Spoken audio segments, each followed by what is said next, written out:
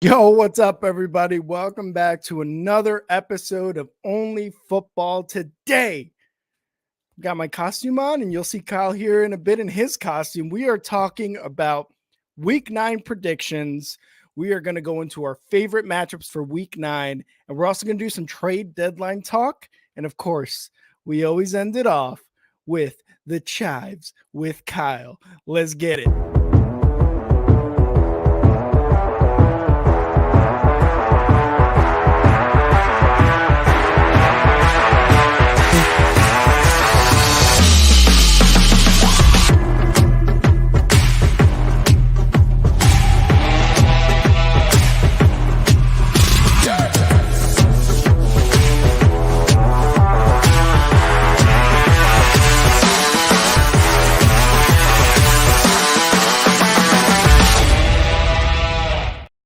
Sir, welcome to the Only Football Podcast. Especially happy tonight following the Thursday Night Football. We were rated today by Mr. Tom Grassi. Thank you, all of you guys that came in today and still hanging out with us. Every Thursday after Thursday Night Football, we get into our predictions. As Rick said, we got a lot of football games that are very, very important, including the one that we're going to start off with. The Chiefs coming off of a bad loss where Mahomes didn't even throw a touchdown pass against who was it? Who was that, Kyle? I don't know what. Oh, it's the Broncos. It was the Broncos. I forgot for a second.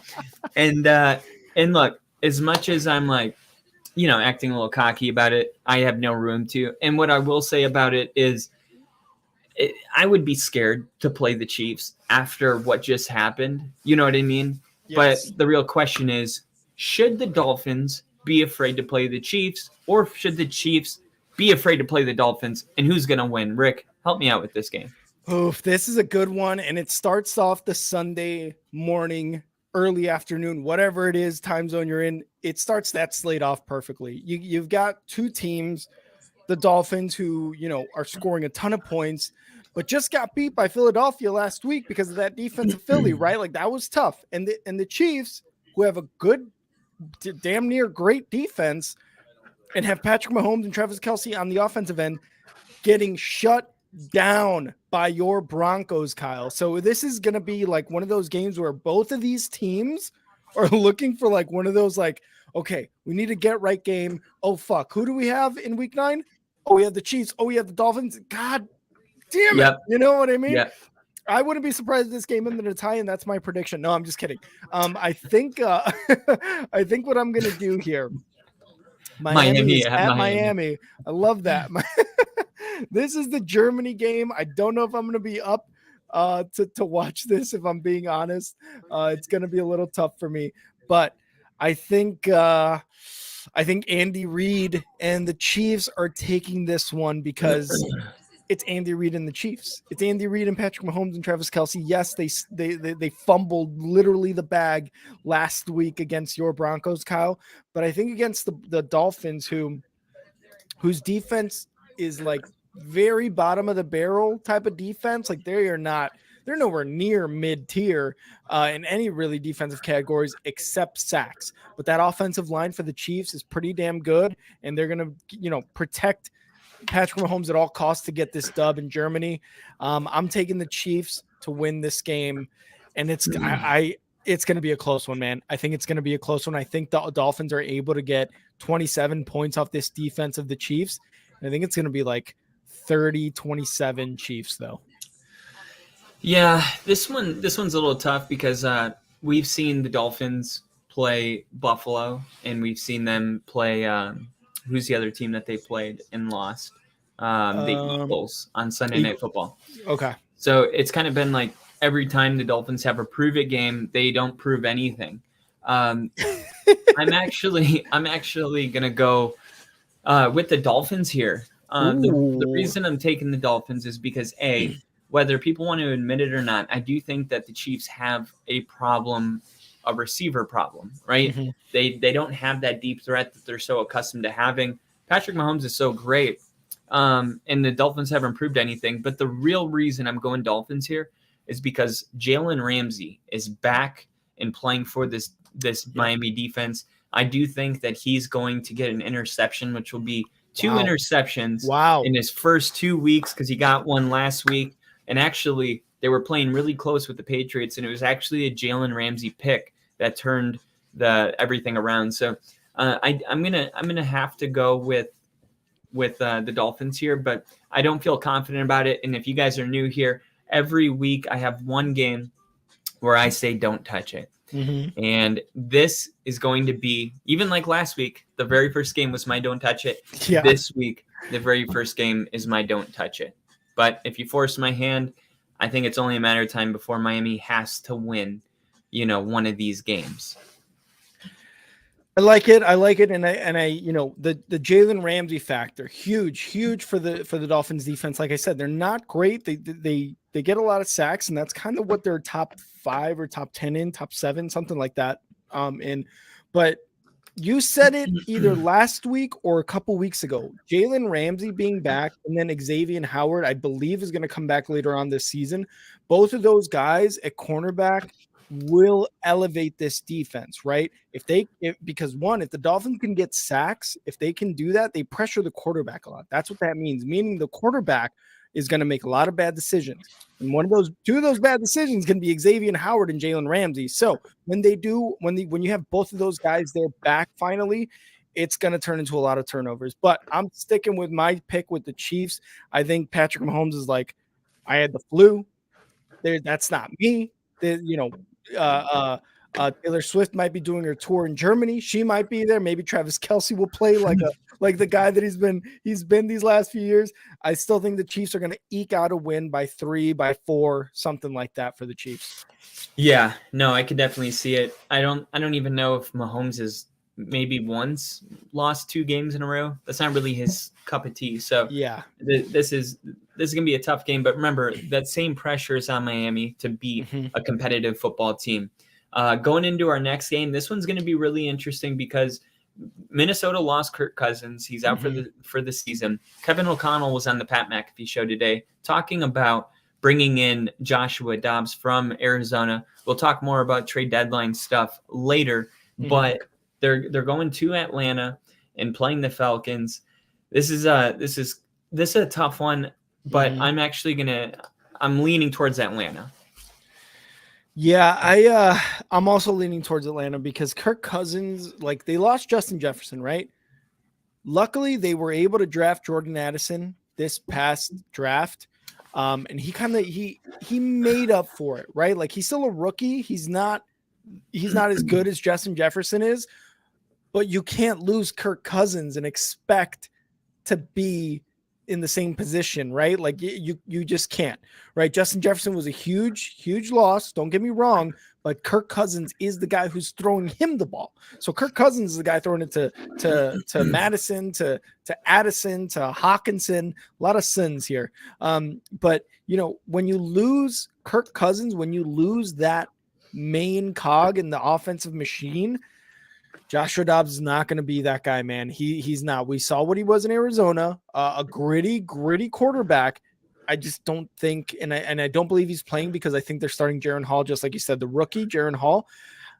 I don't think either of these guys are going to really be able to make an impact like Kirk Cousins will. Now, on Atlanta's side, I am taking them to win this game, especially at home. And the big reason why, Kyle, is because Heineke is starting this game for the Falcons. It's no longer Desmond Ridder time. It is Heineke time. We Really? saw how he was doing. Yeah, I'm pretty sure I read that. And if you can look that up, that'd be No, amazing. there's no official decision yet.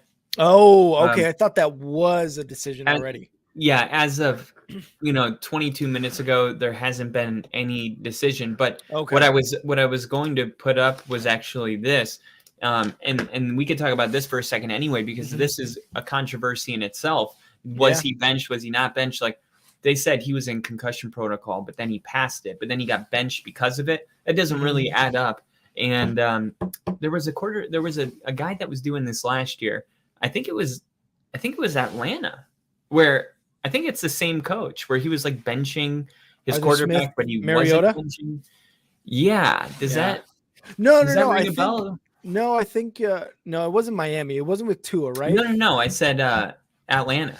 Oh, okay. So with Arthur Smith. Mariota. It may have been Mariota. I think it was Mariota, where it was like he's benched, but he's not benched. No, it was Zach Wilson and Robert Saleh, where he pulled him out of the game. That's what it was. And they were like, no, we just had a package, dialed up for a guy that played Canadian football. Like, come on. No, this is, to me, like, if he was playing well, would he have been pulled? No. So let's call a spade a spade. He was totally benched because of his performance. Had he been playing good, he wouldn't have been benched. It's simple. So I don't know what to make of it. Like you said, if Desmond Ridder gets the nod, or if he doesn't, then of course, then he's legitimately benched, right? And then it will have to be actually spoken. But it's a weird situation altogether, and definitely not something you feel confident about going into the game. No, especially if you're a Falcons fan, man. Like I thought for sure, I thought I had read something that said, maybe I had read something about last week, that Heineke was going to be the guy this week. I think what happened last week too, like Desmond Ridder, sure, you want to call it concussion protocol, awesome. You're trying to keep the guy safe. Regardless, he is not playing that well. I think he's had one like above average game this entire season. That's already 8. We're already about to be in week 9, right? Like if it's Taylor Heineke, he's proven that he can get, wins. He's shown that the last couple of years in Washington. And that's that they brought in, like Carson Wentz, and they had other quarterbacks there. So I think Taylor Heineke should be the guy you go with. I feel like he's someone who's going to get the ball to Drake London and to Pitts. Like he's going to be a guy that recognizes who his weapons are and be able to get them to them, get the ball in their hands to make plays. I'm taking Atlanta at home. This is a weird one. But I think I'm taking Atlanta at home for sure. Yeah, and the last thing I'll say about it before we get into our next game, which is a freaking awesome game, by the way. This is a recipe for disaster, and I'll tell you why. Because with everything going on with Minnesota right now, there is a chance that Ridder, should he play, would have been able to win. Right now, if they put in a backup, and you got this quarterback, coming in, Jaron Hall, a rookie. Yeah.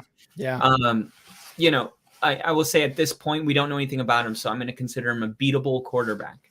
So, it just kind of adds up to a big mess should Atlanta roll with somebody else and they win the game, where it's like, oh, Riddler wouldn't have won the game, but, potentially he would have under the circumstances. So I think the whole thing is just kind of a mess. I'm just taking Atlanta because they're at home, to be honest. Yeah. Like I said, this is a weird one, and that's what made me lean more towards Atlanta. Is they're at home, and Arthur Smith doing a pretty okay job. And if he does bench Desmond Ridder, I think he's going to be doing an exceptional job. Absolutely. And here we go, man. We're getting into some good stuff right here. We already talked Chiefs. Here's the other one. I was watching First Take today, and they had a conversation about what would be the most impactful win any team could have this week. And there was a debate because some people were saying Cowboys over Eagles. However, Stephen A said it would actually be the Seahawks winning over the Ravens. Yeah. And okay, that's weird. I'm like clicking it and it won't show, but Let's it's see if I can get it done. No, thank you. Maybe there you go. It for me. Look, I agree for a couple reasons. Baltimore, they're rolling right now. Like, yes, they played. Arizona had not really a chance to come back. I'm not going to look into it. Baltimore won that game. Yeah. And then the week before, they dominated the Lions. So Seattle, though, they're leading their division, right? The NFC West right now, Seattle's in the lead. They just made a move to get Williams from the Giants. I believe that's his last name, a defensive tackle. They're trying to add depth, which tells me that they're trying to get over the hump. They don't want to be the underdog in their own division. They want to run away with this division. What better way to, prove to the world that you can do that than going into Baltimore, which is, by the way, we lived in south of Seattle for a while. That's a far travel, to get from there all the way over to Maryland, downtown, like DC, whatever you want to say. I mean, it's a far trip. Baltimore at home is a really good home field advantage. This game is really difficult to pick. And where do you stand with this game? And do you agree that this would be the most impressive win Seattle, out of any team that a team could have? I definitely agree for this week. And I'm glad you brought that point up, because you said they're leading their division right now. The 49ers have lost 3 weeks in a row, and they're on a bye this week. Seattle's 1 game above the 49ers right now. If they can get 2 wins above them, and I believe they already had their bye week. I may be mistaken, so I'll double check on that. But if you can go 2 games up on the 49ers, who are looking bad and who really needed this bye week, that's going to be huge for you. In week 9, I definitely think this is one of the games that Seattle needs to win. On the other side with Baltimore, their defense is good. And like you said, we're not really going to look into that Cardinals, it was they won the game. They 100% won the game, right? They didn't, the Cardinals didn't lose that game. The Baltimore Ravens won that game. What is very kind of like concerning is how the Ravens defense in the fourth quarter is giving up a few scores. It was to them, it was to the Steelers. Like you said, they dominated the Lions, so there wasn't really anything to kind of go off of there. But those 2 games kind of worry me as far as the defense, right? You can hold them for 3 quarters, awesome.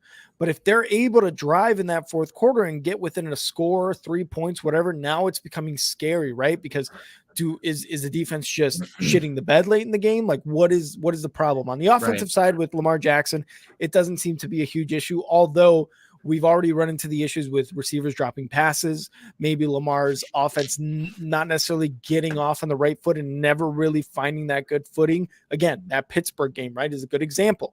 But I think the defense holds this time.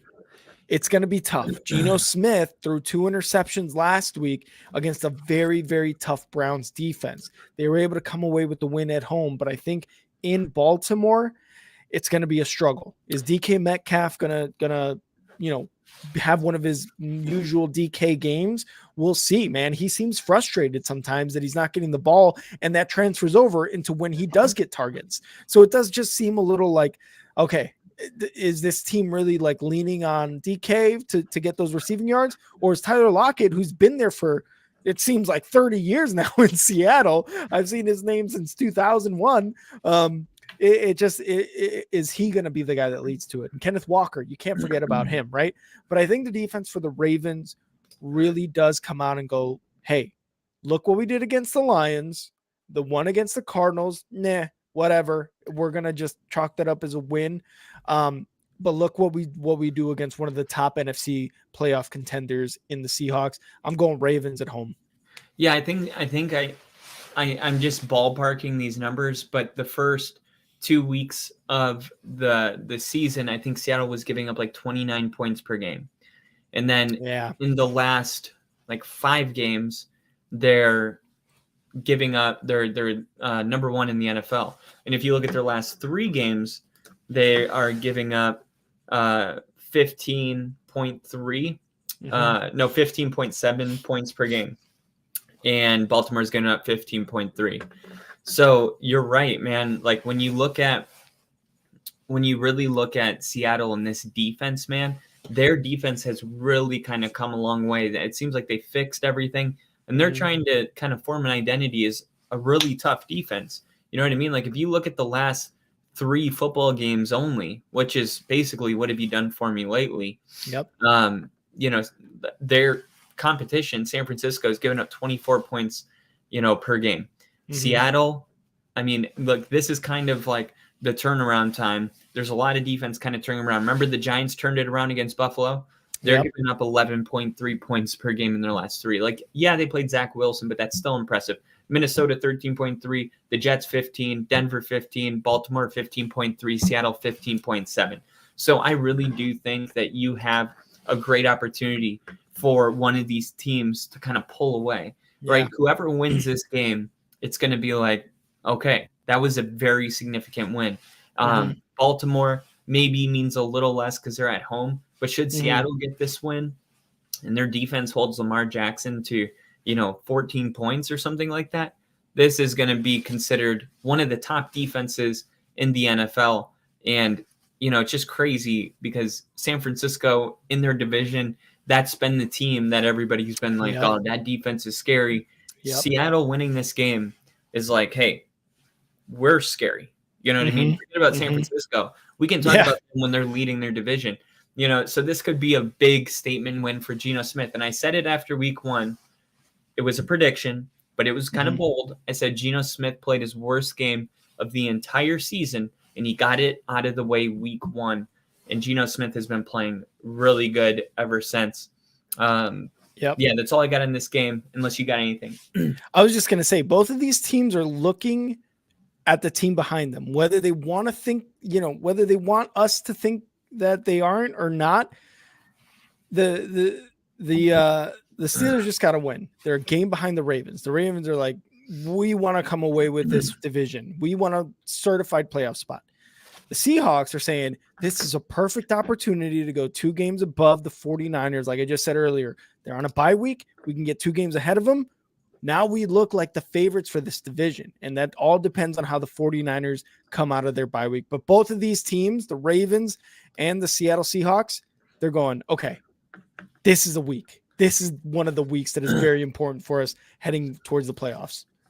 Definitely a must win. Another game that's a must win is Cleveland coming off of a loss to the Seattle Seahawks. I think Cleveland's been doing a good job of being really chippy. They've gone through this thing where they, don't have Deshaun Watson. PJ Walker's had to kind of step in and, do whatever they can. The Cardinals are definitely going the wrong direction after a pretty solid start, but this might be who they are. They might just be a team that plays competitively but can't do enough to win. I know Denver was that last year. The Browns lost to the Seahawks last year, but they played much better than on defense than they did the week before. So this is going to be a tough challenge for the Cardinals quarterback, who they're going with Clayton Tune. And the Browns are, in my opinion, the much better team, and they're at home. I think they win this game. Yeah, I don't really have any doubt in my mind that the Browns at home will win this game. The question just seems to be like, PJ Walker, will he play well, or is Deshaun Watson coming back? I don't know for sure if Deshaun Watson will be back this week. The Cardinals, again, just got rid of Joshua Dobbs, a guy who earlier this year you couldn't even get a jersey from on the team store. So it kind of sucks for him. They finally got him his jersey, whatever. He played tough, man, and he's on the Vikings now. He's going to try to learn that playbook and hopefully start one of these weeks coming up after this next coming week. The Browns with PJ Walker, it looks rough, but that defense, man, they are the top defense in the NFL. They're all like all the stats, they're up there, man. They're top 3 easily. I don't think they'll have any issue against anything the offense for the Cardinals throws against them, but they are a weird team. They only let up 24 points against the Seahawks, who have a much better offense than, say, the Colts, who put up 5 the week before or something like that. Like, what is this defense doing? Like, was the Colts game like, oh, we can beat them, and then during the game they're like, oh shit, what's going on, right? And then they come into Seattle and they're like, okay, we really got to play good defense. Like, is it up and down? But they seem to be very, very good defensively in all the stats. I think this is just going to be one where they shut them down. Will they give up 14, 17 maybe? Sure. I think it might be garbage time touchdowns. They might give up 10 through 3 quarters, and they give up a garbage time touchdown in the 4th quarter. But I really have no doubt in my mind the Browns are going to win this game. Yeah, and there's really no update on Deshaun Watson. He's been saying that he's right where he needs to be to come back, but there's no There's really no update about it, so it's it's anybody's guess whether he comes back or not. I do think if Deshaun Watson is on the fringe of being prepared to come back against the Cardinals, they may just, hey, we can go one more week without you and take care of the Cardinals. Like, should this game have been Miami or Philly or something, it's like, we might take our chances in an important game, but I just don't know. No one knows. You know what I mean? What's going on? The Deshaun Watson injury has been kind of close to the chest this whole time. Yeah.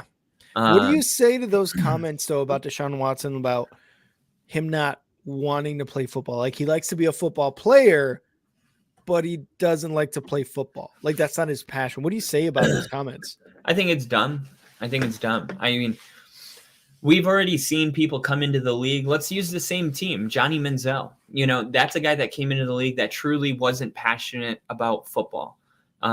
He enjoyed playing it, but he enjoyed like other things more than playing football. When you look at that as your example, Deshaun Watson would have, if that was how he felt about football, are you kidding me? The amount of shit that he had to go through, which, by the way, he should have gone through it. I don't know. I'm not going to get into that right now, but I'm not saying like, oh, he worked his ass off to get back, because it's potentially his fault that he was in this situation. But I will say, if he didn't want to play football, there was a really great opportunity to walk away from the sport when the entire world was making documentaries about him. When he probably didn't even want to go in public for a little bit, and yet he chose to want to play football. And you could say, oh, it's for the money. I'm not buying it. Like, I really think he does want to play football. And I think a lot of times when quarterbacks get injured and it's not a torn Achilles or it's not an MCL, we tend to be like, oh, what's the big deal? But when you look at even Joe Burrow, like, he was injured and he played through it, and the Bengals lost, I think they were 1-3. So, it's not always your best option if you truly care about the team to put a quarterback out there that's not 100%, especially if the quarterback that is going out there has a winning record for this team, and you have an elite defense and you're playing against an Arizona team. I do think when the time's right, Deshaun Watson will come out, and time will prove that they made the right choice by waiting for him to get healthy. We've seen Baker Mayfield play through injury. We've seen, when you pay someone $240 guaranteed, you look at your quarterback as a long-term investment, right? As a fan, you care about Sunday. As an owner, you care about the next 6 years. So I do think all of that's kind of at play here. And I think when Watson's able to come back, he'll be the first one that wants to come back. For sure. Yeah, I agree with that for the most part too. And real quick, I do want to go back, and I apologize for going back. That Seahawks-Ravens game, that's my game of the week. And it's a morning game. Second time the Ravens make Rick's game of the week. So make sure to keep an eye out for that. But yeah, I agree with most of the things you're saying with Deshaun Watson. Why would he fight to come back to football, right? And we as fans look at like, oh yeah, I don't want to play because of injury, blah, blah, blah. And we tend to just be like, this guy doesn't like football. So I think we just need to give it a little bit of time and see what the rest of his career looks like. Because then at that point in 10 years, we could look back at this moment and be like, okay, maybe he really didn't like football. Maybe he didn't want to play, or we were so wrong. Look at him. He's already got a Super Bowl. He's already got a plaque and a statue built in Cleveland. Like, we'll probably be around there, or he was just a mediocre quarterback. Definitely. Hindsight 2020. But just, I'm betting on it that he does want to play. Our next game is a quarterback that I don't think the Packers want to play. Jordan Love is going to be taking snaps. And I think regardless, you have to let Jordan Love play out this season. For one reason, if he is really bad, then he's going to set you up to get your next quarterback in a quarterback-heavy draft. Number two, those reps are really valuable, so he may turn a corner around week 12, and it's like, oh, good thing that we continue to ride with him. Look, you have to give any quarterback a full year. You know what I mean? No matter what it looks like, you just have to, unless it's Malik Willis, right? But we already saw Yeah. we already saw Jordan Love throw 6 touchdown passes in his first 2 weeks. We've seen glimpses of him, and potentially, if he played for Mike Tomlin and the Steelers, he would be more like Kenny Pickett or something like that. But there's just not as much talent on the Packers team, and we don't really know if LaFleur is really that great of a coach. Mhm. Meanwhile, the Rams have Sean McVay. They have Matthew Stafford. The Rams have been a little bit better than they were last year. I think when the season started, we were a little more, what's the word? Brash, bullish, Mhm. Yeah. on the Rams. That's kind of settled down a little bit. The Rams stock has definitely taken a dip, but Mhm. as much as I think the Rams should win this game is in Lambeau, and I haven't picked Green Bay in about 3 weeks. And I'm going to pick Green Bay to win this home game. The weather's starting to play a factor as we get in, and Green Bay's due for one. I agree. Green Bay's due for one, but I don't think it's this week. I got the Rams winning in Lambeau. And look, with the offense on the Green Bay side, Aaron Rodgers for Green Bay was a legend. He's a Hall of Famer. He's going to go in as a Green Bay Hall of Famer. Like, that's just, I think, the way it's going to go.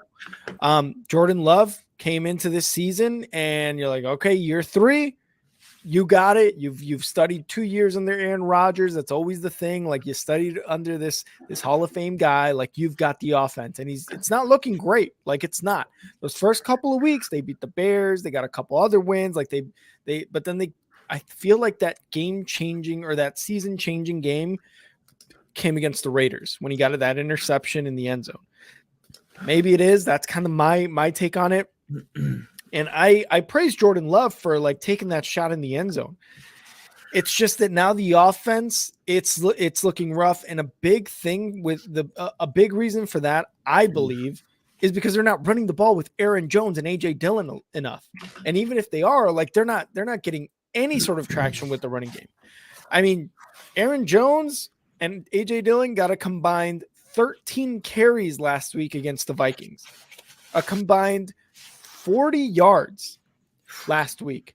Jeez. Jordan Love, you can get Jordan Love to throw the ball 100%. He got 229 yards, a touchdown, and an interception. But your best offensive weapons right now are Aaron Jones and AJ Dillon. And even get Christian Watson involved in the pass game too, man. Like LaFleur is messing this up pretty badly. And Tyler, who we talked about, is our resident Packers fan here in the chat, and a viewer.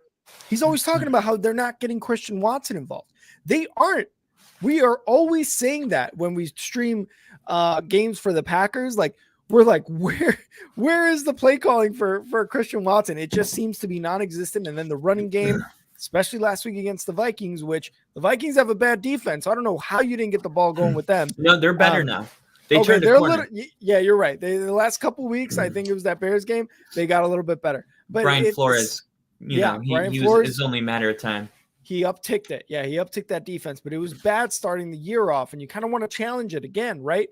Nothing on the ground game did he challenge it. So I'm taking the Rams for this one. And I don't even like it, but I just think that the talent on the Rams and the offense is a lot better. You got Matthew Stafford, who's probably going to be a Hall of Famer when it's all said and done. He's already got a Super Bowl. You got Cooper Kupp, Puka Nacua.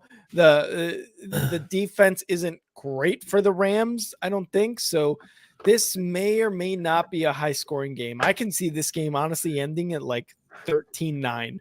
But I could also see it ending 27-24. So I don't know. I'm taking the Rams just because, like, fuck it. Taking the Rams because of fuck it. And I should have and I should have quoted that instead. Our next game is really interesting because you got one team that's been really surprising everybody as far as the expectations go. And then you have one team that basically takes a week off, plays well, takes a week off, plays well. And Houston's coming off a loss to a winless Carolina team. Tampa Bay hitting the road to take on the Houston Texans. This is a game. This is a game that definitely on really, the schedule. This is a game that you might have to let marinate for a while. Yeah. But you know what? This one is really really tough for me. So I'm leaning towards Houston because they just have great energy at home. That defense is playing really well. Tampa's defense is playing well, but I think Houston's defense is going to want to respond after losing to a winless team. That's really embarrassing. And when it comes to opponent points per game, Houston is where I had it. They're right here, 6th in the NFL, wow. which is really good, right? And they're tied with 18.3 points per game. Guess with who? The Bears. Tampa Bay. Oh. So if this game feels really difficult, you know what I mean, to try to gauge, it's because it is. Which quarterback do you believe in more? I'm going to go with CJ Stroud at home. Yeah, I'm going to go with CJ Stroud too. And a big thing for me when I make these predictions, I go with my gut. I look at who's playing, and within 1 second, I can already make my decision. Is that a good thing? Is that a bad thing? Who knows? I think overall, here at Only Football, we've got a pretty good percentage as far as calling winners straight up. So yeah, so far going with our gut seems to be the way to go. You mentioned about the 18.3 points per game for both Tampa Bay and Houston. Yeah, that kind of checks. You got a rookie quarterback in CJ Stroud who's had a few good games and has maybe like 3-4 interceptions on the year. And then you got Baker Mayfield in Tampa Bay, who had a couple games early this season that really inflated, I guess, people's views on him. One of them being the Bears, where they made him look like Tom fucking Brady. So that may be one of the reasons why Tampa Bay looks kind of favorable in this matchup, even as the away team. But like you said it perfectly. The Houston Texans have the better energy at home. They've got the rookie quarterback. They just lost by 2 on a last-second field goal to, yes, a winless team. But they were able to still play very good defense against that team. And yeah, it's Bryce Young and the Panthers, not a huge offensive threat, but it still means something, right? Like that defense is still kind of like, hey, we pride ourselves on being able to like hold this team to a last second field goal to win it. Like they had to drive down to get that, right? The Tampa Bay Bucks, man, Baker is just overthrowing his receivers. Like it doesn't seem like Mike Evans is going to be a 1,000-yard receiver ever again. It just seems that way, right? Like just with the way they've been playing offense. Baker has had like a couple of late game-winning drive interceptions instead of actual winning the game. So I don't really see that changing for him anytime soon. Man, this might be the game where if Baker does not perform at a high level, he might get benched for who's the guy behind them. I forget who the guy behind them is. It's not Jameis Winston. No. It's someone else. I'll look it up the name. I'll look up the name right now and tell you. But I think this is one of those games where if Baker does not perform at a high level against the Texans, like it might be time to bench Baker Mayfield. Yeah, and one thing to keep in mind too is what I put up right here is that Tampa played against Buffalo on Thursday, so they are going to come into this game more rested. Now, the Panthers aren't really that physical of a team. It's not like, last year teams after playing the 49ers were 0-17 because of how physical the Niners are. I don't know how much that helps because the thing is they played Carolina, but the Bucks played the Bills. So it's possible that Houston doesn't need the extra days and the Bucks did, which kind of just brings it back to even. I don't think it's going to play too much of a factor in this game, but it was something that I wanted to mention. Like it. And Kyle Trask is the backup to Baker Mayfield. So just a heads up there. Awesome. So thanks, Low Engine. Appreciate it. Thank you. We got a lot of really difficult games this week because a lot of tiers are playing each other. Yeah. Let's get into this one. The Commanders going to New England to play the Patriots that played kind of close to Miami, beat Buffalo the week before, got beat by the Raiders, all over the place. The Commanders, I really like, what they got going on at quarterback with what's his face? Mac Jones? No. The Commanders. Howell. Sam Howell. Yeah. He looks really good now. He didn't have his best game, but This is going to be one of those games where I'm taking New England, and I don't feel good about it. that is so funny the way you said it. You're just like, yeah, I'm taking New England, but I am not happy about it. That's just like you giving up, right? Like before the pick is even made. And I love it because that was such a genuine moment. I am actually taking Sam Howell and the Washington Commanders because how tough they played the Eagles. Now, they are basically the Achilles heel to the Eagles, right? Like they always play them tough. They were their first loss last year. Like all these things come up. And Sam Howell is just so good. And I think our newest subscriber and viewer, Lil Engine, it said something like, will Sam Howell be replaced? I don't think so. I don't think Sam Howell has any reason to be replaced. Has he had a lot of interceptions? Yes. Has he been sacked a lot? Yes. Has he been under pressure a lot? Yes. Those things have really been a factor in him making bad decisions that lead to interceptions, that lead to incompletions, that lead to 3 and outs, things like that. But this guy's throwing for almost 400 yards. It seems like every game he's throwing for touchdowns. And yes, he's probably matching the amount with interceptions, but this guy 12th. Just seems, what's that? 12th in the NFL. 12th in the NFL in what? In passing yards per game. See, so like the teams ahead, Philly, Chargers, Detroit, Buffalo, Kansas City, Miami, you're not going to bench those guys. So no, why talk about it? Exactly. Why talk about benching or replacing Sam Howell? This guy he's a superstar quarterback in the making right now. It just takes a better O-line. And I said that last week, like he needs a better offensive line. That's what Washington needs to invest in this offseason. The Patriots, they've been getting away with some wins lately, man. And it's kind of like what you said for the Packers. Like they're due for one. I think the Patriots were due for one when they beat who did they just beat? Buffalo. They just beat Buffalo not too long ago, right? Like I think they were just due for one. It sometimes it goes that way. And when you have Josh Allen, maybe throwing a couple interceptions and being a little sloppy with the ball, that helps. But I think Washington going into New England, yes, Washington just got rid of a lot of defensive talent, but that might just breed some more, I guess just like that excitement in the younger blood and the younger players against New England, right? Like you've seen it in Denver, right? You got rid of Randy Gregory and you see all these guys stepping up to take that place and making an impact. I think that's exactly what's going to happen in Washington. And I think they beat Bill Belichick and Mac Jones at home. I think Mac Jones just lost Kendrick Bourne, his number 1 wide receiver, some guy that I was talking about last week that I was like, they seem to be having a good connection, got injured that same week, not coming back this week. So I think it's going to be a little tougher test for the Patriots. I'm going Washington for the win. Yeah. And last week we agreed on every game besides one. Was it really just one game? It was the Broncos Chiefs game. Oh, that's right. And so far, definitely you can tell how split these games are because we haven't agreed on much, but I think it's just, because these games look like they're going to be really competitive. And here we go, Rick. Montez Sweat, a Chicago Bear, at home is the New Orleans Saints. Superdome. Mm-hmm.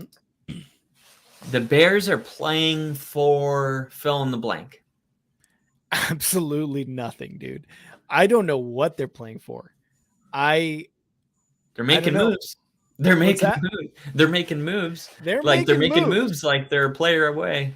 And we'll go into a little bit more depth onto my feelings with Montez Sweat. But look, Montez Sweat is a playmaker, right? A defensive end. The Bears don't have any of that on the defensive side of the ball. They just extended Billings, their defensive tackle, as well. we were making fun of him. We're like, that is a large human being when they played the Chargers. I don't know if you remember. That was the guy who they just extended. He's pretty decent. He's made a couple good plays this year. Not consistently, but it is what it is. Montez Sweat brings a little bit more consistency to that edge rushing game. So against the Saints, they're going to the Superdome, and Tyson Bagent is coming in again. I don't know. I really don't know what to say about this game. Will Tyson Bagent look like Tyson Bagent against the Raiders, or will he look like Tyson Bagent against the Chargers. Who knows, man? Because the play calling has been so inconsistent with Getsy that, and I've heard you say it, I've said it, I've thought it, I've heard other people say it. The Bears don't have an identity. You know, you thought after the Commanders game that maybe it was a passing identity. No. Why? Because we started to run the ball a lot now with D'Onta Foreman because our running backs were hurt. And now it's like, oh, D'Onta Foreman's the guy and we're not really passing it, or we can't pass it. I don't know what the fucking identity of this Bears team is. We can't play defense. The run game seems to be the only thing that works. So that might be the identity that we have to lean into. The pass game, very up and down because Justin Fields has struggled and Tyson Bagent has struggled. Why have they struggled? Because the offensive line gets hurt and because the centers are probably the roughest part of this offensive line. Regardless, the Saints, I think they came off a pretty big win, if I'm not mistaken, last week against the Colts. Yeah, that very high-scoring game. After a very kind of defeating game against the I forget who it was, but it was the touchdown that was dropped in the end zone by Foster Moreau. Saints with Derek Carr looked pretty damn good with the Colts. He's trying to get more people involved. Michael Thomas, we saw his name pop up at one point. We're like, wow, he's still in the league. That's crazy. The defense is starting to look a little bit better too for the Saints. Even though they did just kind of give up 28 points or something like that to the Colts, 27. But I think they're going to play the Bears. I really don't think they should have a problem against the Bears, man. I'm taking the Saints at home. This shouldn't be that difficult. A third game for a Division II quarterback starting, like this really shouldn't be that difficult for the Saints. Yeah, I'm taking the Bears here. Ooh. I'm taking the Bears here if Justin Fields plays. If Justin Fields plays, I think that's the X factor because he's not playing though. Nothing certain yet. No, they said Tyson Bagent. He's questionable on fantasy football. Oh, okay. He's my quarterback. Who said Tyson Bagent? I read a lot of the like NBC Chicago sports, and they said that Tyson Bagent is ready to go for week 3. Participate in Thursday's practice, but he's not ruled out. According to Ian Rappaport and NFL Network, Bears head coach Matt Eberflus hinted Monday that Fields may be able to practice in some fashion this week, but the quarterback has remained sidelined for the team's first 2 sessions of week 9 while he continues to recover. So it's I would say it's not even officially listed as doubtful, but it sounds like doubtful. Now, should that happen, like I'm going with the Saints, but if Justin Fields is able to go, I'm going to go with Fields here because this guy's, whether people realize it, he's playing for his job. You know, if the Bears end up with, the number 1 overall pick, and Justin Fields is showing that he's not very durable, not reliable, whatever the case is, he's in his 3rd season, right? Or 2nd season or third. He's in his 3rd season and the Bears have yet to have a winning record. So it doesn't matter if it's his fault or not. That's the way it's looked at. The quarterback eventually gets moved, even if it's not his fault. So I think Justin Fields knows that he's playing for his job. So I think if he comes in, I think he's so good that he could be the best player on the field when he plays, you know what I mean, in any game. And in that type of situation, anything could happen. So we'll see. I'm with you on the Saints pick, but should Justin Fields get the nod on Sunday morning, I think the Bears are going to be on upset alert because the Saints are favored to win this game. Yeah, and the Saints really want to pull away in this division too. So that's going to be a huge driving factor for them. I love that. I love the positivity you're putting into the Bears. I do. I really appreciate that because I do the same thing for the Broncos, and we're boys, so we have to do that for we got to keep our spirits high. Except when it came to week 4 and then the Bears played the Broncos. Anyway, I love the energy. This is going to be some energy Ginger likes. That's true. Yeah. Right here. Yep. Indianapolis going to North Carolina. North Carolina. Indianapolis going to Carolina to take on the Panthers, who are coming off a win. They're feeling good. They didn't have a win all season, and then they pop C.J. Stroud and the Texans right in the mouth. Got the win, last second field goal. Don't overthink it, Colts. Yeah. This is like God, what game were we like this last week? Where we were just like, yeah. This was probably the Titans. I think Titans and who was it? Titans and Steelers? Titans and Falcons. That's who it was. Oh, last week, Last week where I was just like, yeah, sure, the Titans, I guess. It's the Colts. I think Gardner Minshew again. Like, can he do what he did against the Browns again, or like I don't know. He might be able to do it 2 weeks in a row. Who knows? But I trust him more than I trust Bryce Young and a team that had to win by 2 points on a last-second field goal last week against the number 2 overall pick and CJ Stroud and the Texans. Lil Engine, love it too, man. Love that too. And I'm glad you're here because this is what we're about here on Only Football. Just the brotherhood. Love it. The family. But yeah, I'm taking the Colts here too, man. They've had some inspiring games, and the Carolina Panthers just going to have maybe 2 wins this season, and this is not their second win. So Colts all the way. No chance? No chance. All right. Well, then I'll just ignore the I'll just ignore the question that I was just about to put up on the screen. Will Panthers win over against the Colts defense that has major issues in the past 2 weeks? Okay, you know what? I'm with you. And if you guys are joining us for the first time, it's probably, there's all these things I've said in the past that you've never heard. So I'm going to repeat a couple things. Number one, I never believed in Bryce Young, and I'm not a hater. I don't really cheer for anybody to be bad. I always want everybody to be awesome, and that's the truth. But I also, doing this podcast, I feel like I have a responsibility to be somewhat honest about what I'm seeing. And from the very beginning, I just didn't think Bryce Young was going to cut it. Now, I'm not like, the way I feel about Malik Willis is like, oh, I've moved on. Done. But the only reason I'm not done with the Panthers is because they don't really have weapons. They traded DJ Moore, to get their quarterback, which kind of hurt their quarterback.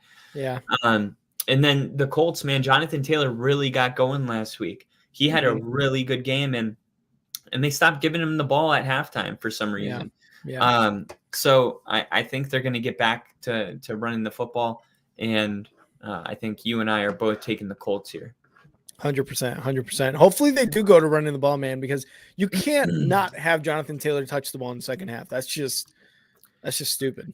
Yeah, no, I totally agree. And Bill, it is time for this is awesome, man, because the Raiders fired Josh McDaniels last night. Okay. They bring in interim head coach Antonio Pierce. And Pierce comes in and he's like, I was born and raised in Compton. Like, I grew up on NWA. Like, I bleed basically Raiders. Like, and this is really important because it seems like the Raiders for the last 10 years, they, people are like, oh, they need to get back to what? They haven't been good in decades. Like, everybody that's saying, like, thinking that, oh, the Raiders were good, don't realize how long it's been. They've gone to the playoffs twice in, I think, 20 years. Yeah, the last time they were good was like 2002. No, they've gone twice since 2002. But but still, that's 2 playoff appearances in that whole time. And the entire time, it's always felt like there's never been kind of that Raiders coach, right? It's like, even I think John Gruden, when he was first, signed on the 10-year, $100 million, there was thinking like, oh, John Gruden's going to bring that kind of Raider toughness back, but then he's racist, so he got fired. But ever since their Super Bowls, like, they really haven't had somebody that's like, that wasn't scripted, that wasn't fake. Like, I really think he's really excited about this opportunity, and I think his team is going to play for him. Last year, when the Colts had to fire their Frank Reich, I think they made Jeff Saturday the interim coach, and they played down to the very last second against Philly just a couple days later. There is something about, freshness, new energy in the building. They also fired their GM, so they do have an interim general manager. A lot of change going on. And the Giants, they played Buffalo really close. Then they get a win. Last week, they ended up losing late. But this Giants defense in the last 3 games has been really, really good. In the last 3 weeks, hold on one second. Scoring defense. In the last 3 weeks, the Giants are number 1 in the NFL. They're giving up 11.3 points per game, which means that they've done a massive turnaround, just like the Broncos did defensively. So this is another one that's like really, really tough. But I think at home, God, I hate doing this, but I think it's just going to be one of those emotional games. You know what? I'm saying the emotions aren't good enough. Giants win. Yes, Bill loves that pick. And Bill's going to love this too, because I'm going Giants too, man. I am going Giants in Vegas. And what a poetic thing that Antonio Pierce, someone who won 2 Super Bowls with the Giants, his first game as an interim head coach is against the Giants. So this is going to be what a poetic way to start your career as a head coach that way, right? The Giants, this is just a game of 2 teams with like, they've had a rough stretch. But you got to go with the more stabilized team in Dable and the Giants, right? Like Tyrod Taylor has played okay, like, you know, in the backup role. And I don't know if I'm pretty sure he's gonna start, if I'm not mistaken, or is it Danny Dimes? I'm not too sure who's gonna start. The Raiders be Daniel Jones, I'm pretty sure. Okay, so Danny Dimes is starting, and with the Raiders, man, they just fired their head coach. Finally, no. It says the Giants might be down to the 3rd team quarterback, so it's either Daniel Jones or the 3rd quarterback, but it's definitely not Tyrod Taylor. Okay, so not Tyrod Taylor. It's one of those 2 guys, either DeVito or Danny Dimes. Bill, let us know, and maybe you have more of an inside scoop, but it's going to be one of those 2 guys. Yeah. And the Raiders, they just fired their head coach again. Finally, like it was due, right? Like he's terrible. He's a terrible coach. And Jimmy G has just been playing awful. Like Devontae Adams last week had 1 reception, 11 yards. So like it's just not what we do. And I feel like we talk about this week after week after week. We talk about how you don't just give him 1 look, 2 looks. You give him 15 looks, and if he gets 1 reception out of that, at least you fucking tried, right? Like it's Devontae Adams. But you saw Hunter Renfrow, like he's had a rough season. He was a 1,000-yard receiver a couple of years back. I don't know if anybody remembers that. He was a 1,000-yard receiver. They got rid of Darren Waller. Like nothing about this Raiders team excites me and should excite anybody. At least the Giants, you know, they've had some like games where you're like, okay, this offense is looking good, and Dable looks like he gives a shit. You know, he's throwing his headset on the ground after losses. He's made some bad decisions as a coach, as a head coach. One of them being last week when you don't go for it on 4th and 1 or whatever it was, and instead you go for a field goal that you miss. Yes, you thought that was going to be a score, but come on, you go for it on 4th and 1 there to get the win. And he's made some bad decisions, but yeah, I just think they're the better team than Vegas. So I'm going Giants as well, and I'm sure Bill's happy about that. Yeah, you know, and by the way, I just want to say this, like the only reason I'm actually going with the Giants is because I hate the Raiders. I actually think the situation that the Raiders are in right now, you know, is set up pretty nicely for the Raiders to win. You know, should they score around 20 points, that would probably be enough to win the game. So it's not like, you know, they have to do that much to win because of the situation the Giants are in right now. But, you know, I'm going to go with the Giants because if it's a toss-up, I'm never taking the Raiders in a toss-up. And Bill said it, though. Max Crosby is a monster. I'm really excited about this next one. And I gotta do something really quick because I got to go to the bathroom. But I'm going to set it up for you right here. Sweet.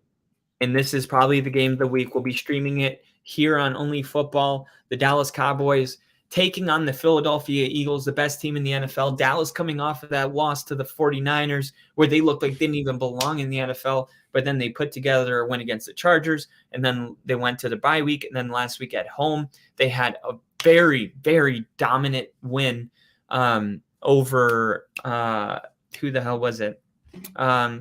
Somebody that they should have beat. Rams. the Rams, but not 43. necessarily like that. Yeah. So, like the stock is pretty up on Dallas, but Dallas has a way of making you feel stupid every time you buy in. But Philly also has, for most of the season, been like, yeah, they're not what they were last year, but they're still winning all their games. And then they, handled Miami, and then we were like, shoot them up to number 1 in the power rankings. This is like a really important game for us to understand what's going on with both of these teams. And I want to hear what you have to say, and I'm going to use the bathroom real quick. Okay. This game, this is going to be probably the game of the week. And this is something that a few weeks ago, Kyle mentioned it. 49ers, Cowboys. We thought, oh man, this is a great week, 4 or 5 game, whatever it was, 6 game, week 6 game. We're like, wow, this one is really going to tell us who's the best team in the NFC. 49ers smoked the Cowboys. Absolutely just embarrassed them. But what has happened since is the Cowboys are 2-0 and the 49ers are 0-3. So was that really a measuring stick game at that time? Yes, it definitely seemed that way. But Dallas has come out 2-0 and they look just as good as they did before that 49ers team. So maybe I overreacted during that game 100% because Kyle said it. No, their floor is 6 games to win for the Cowboys, right? Currently, the Cowboys sitting at 5-2. Can they get their 6th win against the Eagles? Oof, this is a tough one for me because I don't think they get their 6th win against the Eagles. I think I'm taking the Eagles to win this one at home. This is going to be a very, very interesting game between both of these teams. And like you said, game of the week for sure.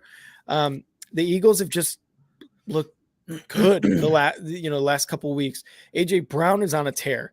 Jalen Hurts is on a tear. This defense is on a tear. They held Miami to 14 points, 13 points. Like that's awesome. That's insane. And Philly knows how good they are, and they're just going to continue to be that way. Yes, they gave up 31 to the Commanders last week, but again, that's their Achilles heel, man. Every team has one, except for the 72 Dolphins or whatever Dolphins team went undefeated. It just seemed like, the Commanders have their number. But I think Philly comes out and wins this game. I think Dallas gets their 3rd loss of the year. And I'm going to go into depth a little bit more when we get to our favorite matchups of week 9, but I'm taking Philly at home, and this might be another close game for Philly like it was last week. Yeah, and if you guys, we got a lot of new people in, but Philly has always been my Super Bowl team. I thought they should have won last year. We won't go down that rabbit hole. But this year, I was like, they're definitely going to make it to the Super Bowl, which means they're the best team in the NFC, which may surprise you because what I'm about to say next is upset of the week. Upset of the week. What? Who? The Dallas Cowboys are going to win. They're going to go in Philly, not favored to win this game at all. Now, they've gone on the road and played the 49ers and got absolutely embarrassed. George Kittle lifts his shirt and it says, "Fuck Dallas," right on his T-shirt. They literally got embarrassed. Micah Parsons went back and said, if he wants to make it personal, we can make it personal. Clearly, it's very personal. And this Dallas Cowboys team has responded. The fact of the matter is, Philly has maybe more talent on the roster, and I trust Jalen Hurts. I think he's the 2nd, 3rd best quarterback in the NFL with Joe Burrow.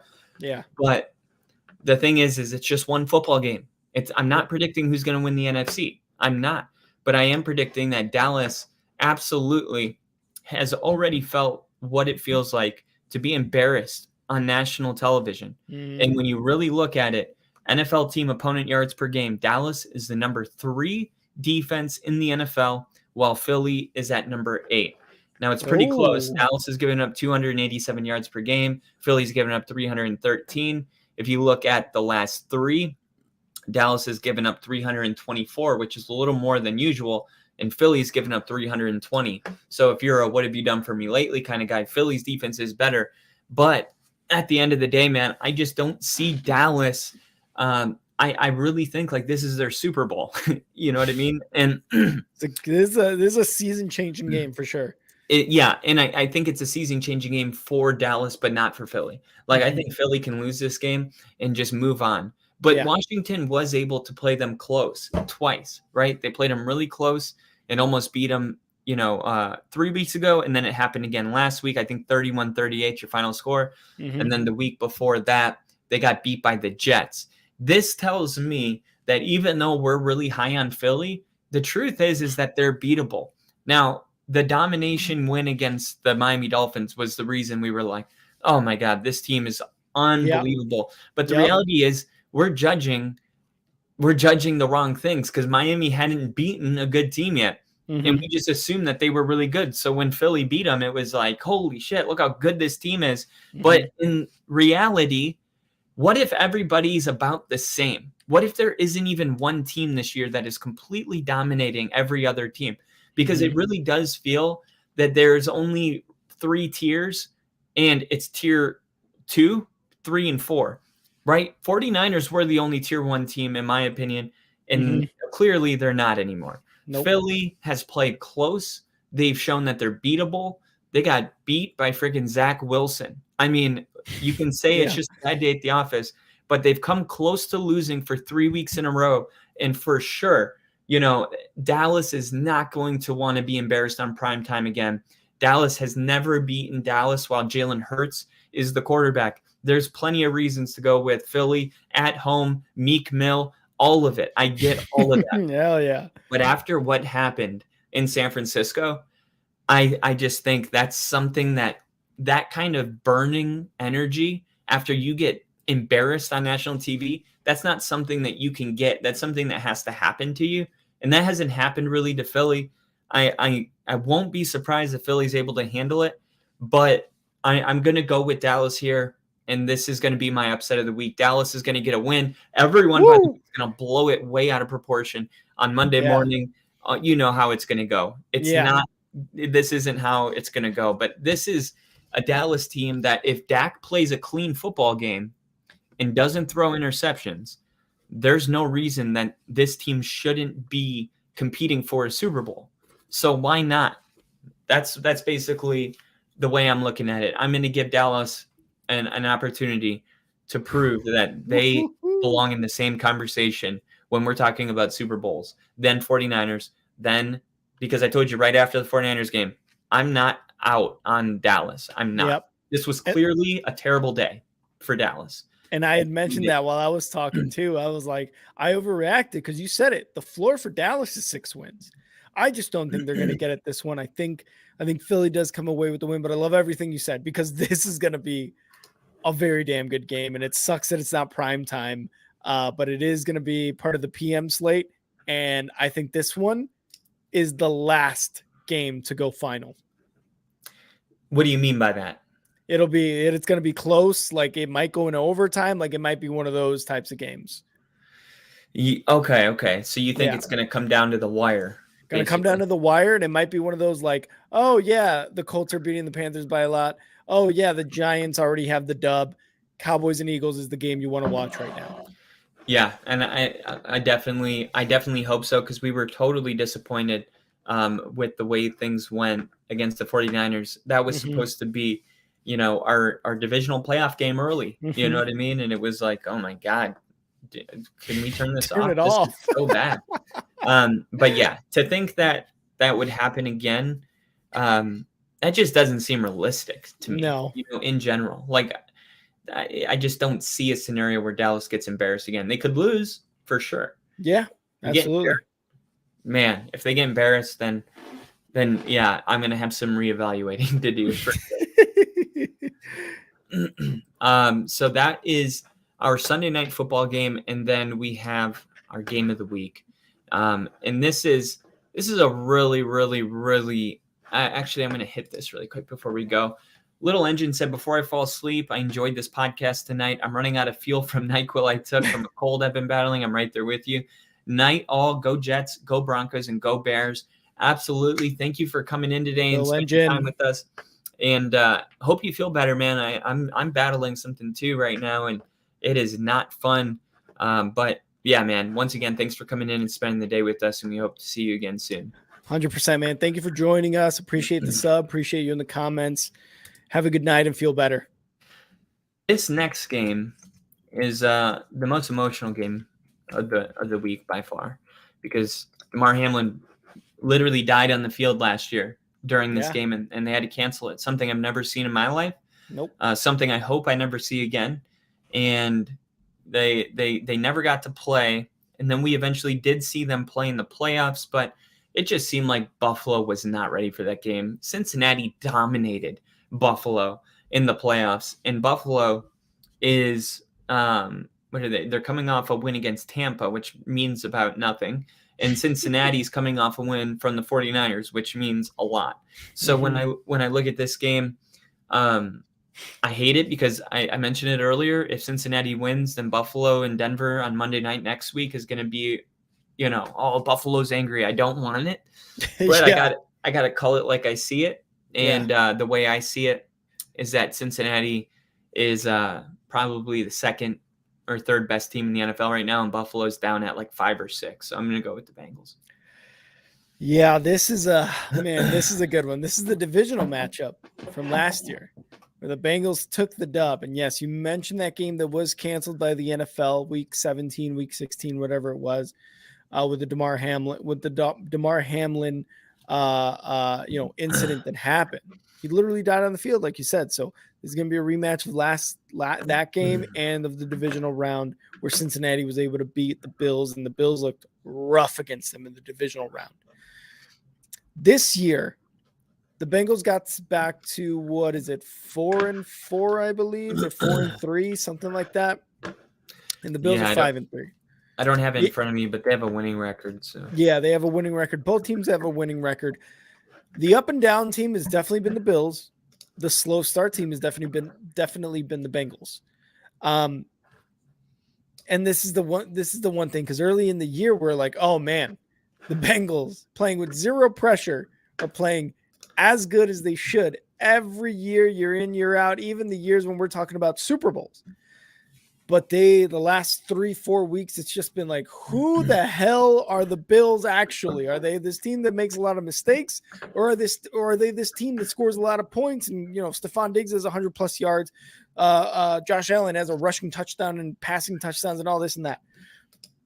I don't know. The defense seems to be puzzled sometimes too. Yes, like you said, the win against Tampa doesn't mean much for the Bills, but for the Bengals, their win to get to 4-3 meant a lot. Joe Burrow came back from an injury in the middle of games, didn't really take rest. In the middle of games, he's recovering from this injury, and he's got them at 4-3 now. But I'm taking the Bills in this game. I think the Bills have been the better team overall than the Bengals. This is a tough one for me because this is also going to be a good game. Like you said, there's a lot of good games this week and a lot of like games that we're like, yeah, we don't care. But I am taking the Bills in this one. I think Josh Allen is a little bit better than Joe Burrow this game. And I think the defense for the Bills steps up in a huge way. I don't see the Bengals defense really as a factor, but I may be wrong. But I think the Bills defense is going to be a little bit better. Yeah, in NFL team opponent yards per game, Tampa Bay's been the worst team in the NFL the last 3 weeks. San Francisco's the second worst team, which is crazy. Talk about a fall, man. Yeah. And then Cincinnati's there at number 3. So you're right. Their defense hasn't been great by any means. But I think this is just one of those games where the Bengals have been slowly building off of each win, right? Yeah. It's like it doesn't look great when they won, I think, against the Raiders. So it was like a team like the Raiders. I think it was the Rams, actually. Yeah. And then eventually it added up to them kind of controlling the 49er game, which, you could say the 49ers are having the problems, but Buffalo did play Tampa close. And that's what I mean by this year is like those teams that are supposed to be like dominating, it's just not going that way this year. And the Bengals are at home. And this is a huge game. Right. And I think the home crowd is gonna be into it. Like I can definitely see a scenario where Buffalo wins. They're a really good team.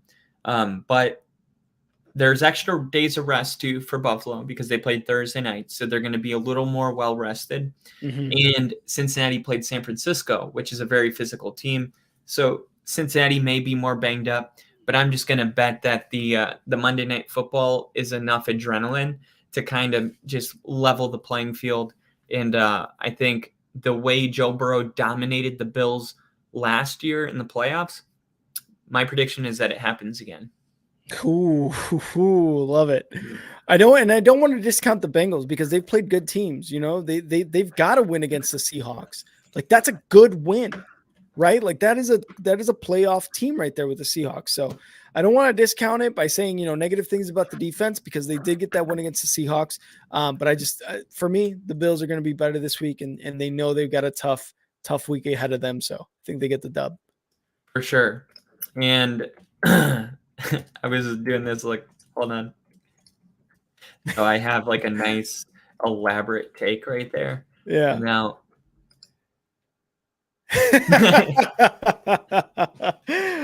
Bills win. Yep. Bills win, Rick. Short, sweet, to the point. No, he said a lot more than that. And it'll be fun to see what happens. Bill should be Bills. Bill said Bills should be 4-4, if not for Dabble brain fart. We had them beat Dable. I'm going with Burrow on this one. Yeah, because the Bills have shown that it's just a weird year. All the teams that are supposed to be dominating kind of taking a step down. And I've said it a million times. What's his face? Josh Allen is Brett Favre. He's Brett Favre. And how many times did Brett Favre go 4-4? It happened plenty of times. So exactly. This is I think this is going to be a great game though. Sunday night and Monday night. How spoiled are we? 2 playoff games probably. In 2 nights in a row. Even the Seattle Ravens game, should they have been in the same divisions, definitely like a divisional round playoff game. And then the Chiefs and Dolphins, I could see them matching up in the playoffs. A ton of playoff football here in week 9. So I'm super excited about all of it. Those are our predictions. And if you guys agree with them. Whoa. Monday Night Football? Oh, Monday night. That's right. Sorry. I thought respect. Oh, yeah, you're right. For some reason I thought the Dallas Philly game was Sunday night and Buffalo Cincinnati was Sunday night. And it should be, right? Like that should be the games, but we still got a Monday Night Football game, and it's really just an okay game, I guess you would say, Kyle. I mean, it's going to be. No, I love this game, to be completely honest. Okay. I do. I love this game because the Jets feeling pretty good, right? Beat Philly, and then they win they won 3 in a row because they beat the Giants, Denver, and Philly, and then they go into the bye week. Meanwhile, the Chargers seem like the better team, but yet the Chargers continue to kind of charger. I think that this game is going to be a good one, but I gotta. Oh man, I don't know. I'm taking the Jets. I'm taking the Jets at home because of their defense. One team has a great defense. That team happens to be at home, and then the Jets are coming off a bye week. Give me the Jets. And Zach Wilson was just on vacation with his girlfriend. Who's pretty hot. So he's getting laid. That's really good for his mental. So I think he's going to come out loosey-goosey, and I think it'll help. And this is one that, like, when we were talking about the Giants earlier, I was like, Bill, the Giants are going to get the dub, and I'm still going to get my New York tears because I think the Chargers are going to come into New York and beat the Jets. I'm getting my New York tears this week. No. 2 weeks in a row. Kyle loves that sound. I think you said this is going to be a good game. I think this is going to be a good game. I think this is going to be a good game in the worst way, where we see like the Chargers go downfield and yet they're going to get it like Herbert's going to throw an interception to the defense of the Jets, and the Jets will be down at like the 15, and then the Jets will get down to like the 45, and then have to punt it away. And it's going to be like that the entire fucking game. Like there might be field goals. There might be 2 touchdowns scored in this game. I don't know. I just, like you said, the Jets have a great defense. The Chargers have a good offense. They just came off a huge win against the Bears on Monday night. Somewhat so, or not, was it Monday night or was it Sunday night? I think it was Sunday night. Sunday night. Yeah, so they get that extra day of rest too. I think I'm going to go with the Chargers. Yes, the Jets are coming off their bye week and they're coming off a good string of wins. But kind of like Bill said, the Jets didn't really win that Giants game. Dable just had a fucking terrible coaching decision there at the end, and the Giants defense won.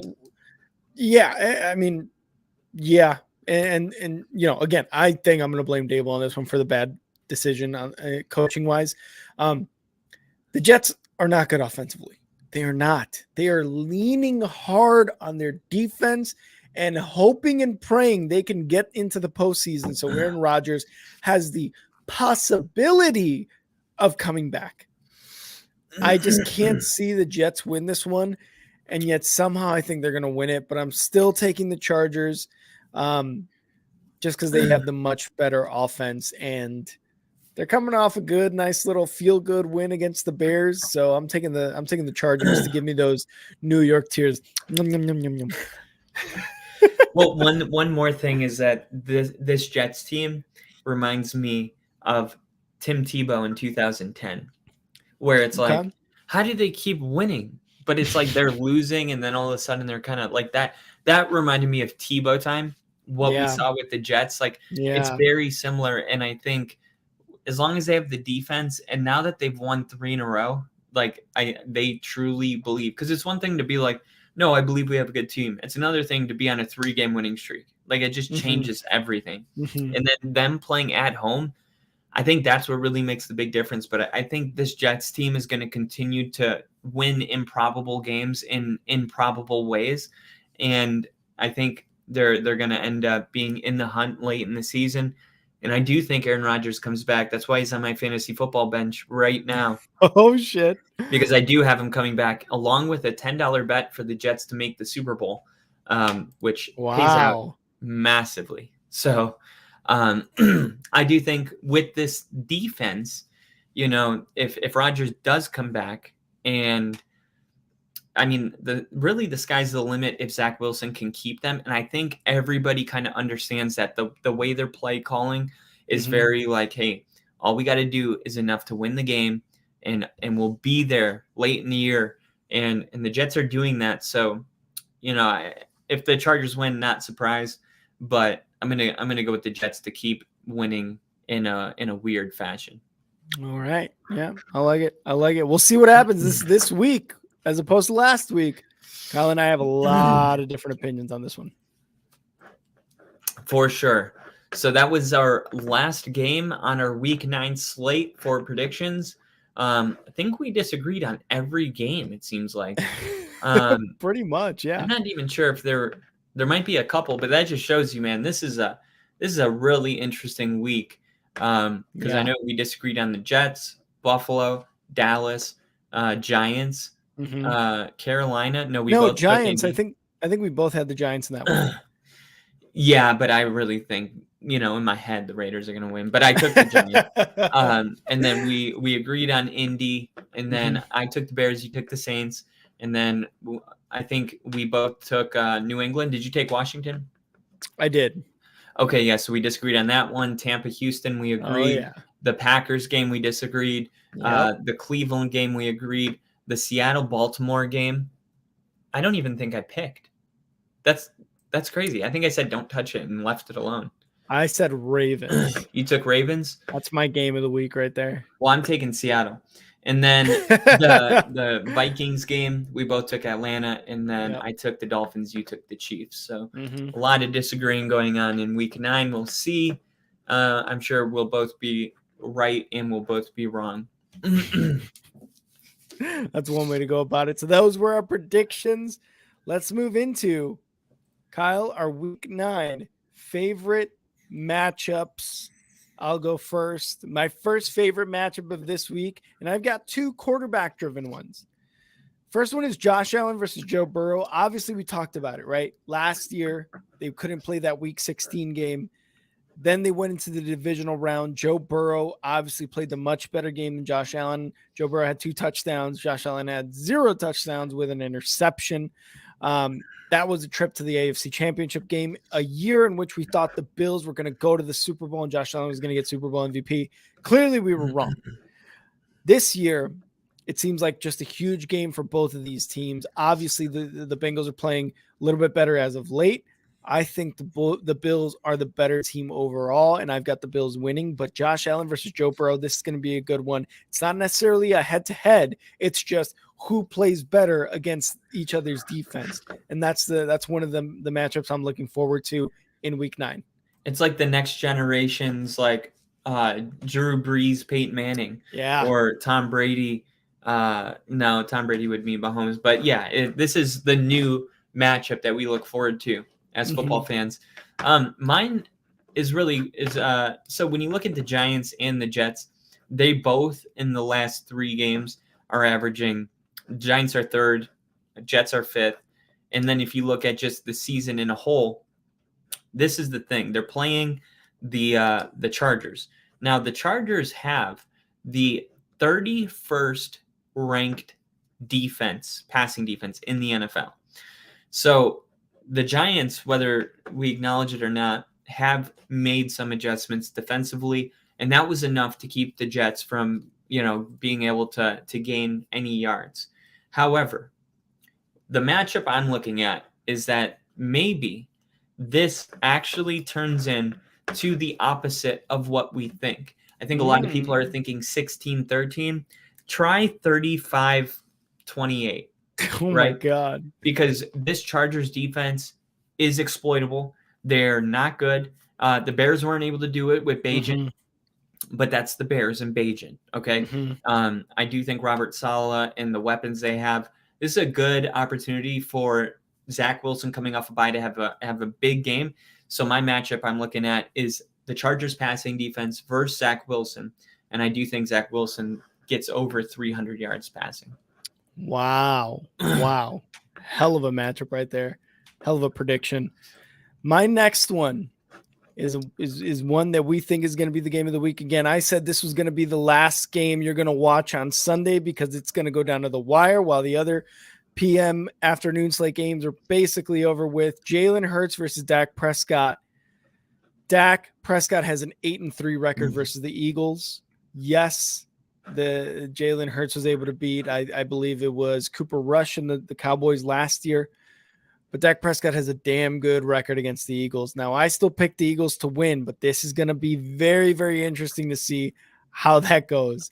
Out of the Eagles' 12 regular season losses since 2021, 3 of them are against this Cowboys defense and Dan Quinn. So Jalen Hurts is going to have a tough week ahead of him, and Dak Prescott is going to look to build on that winning record against the Eagles. So again, another one that isn't necessarily a head-to-head, but it's who's going to be the better quarterback in this game. Jalen Hurts, we've seen struggle. Dak Prescott, we've seen struggle for sure over the years.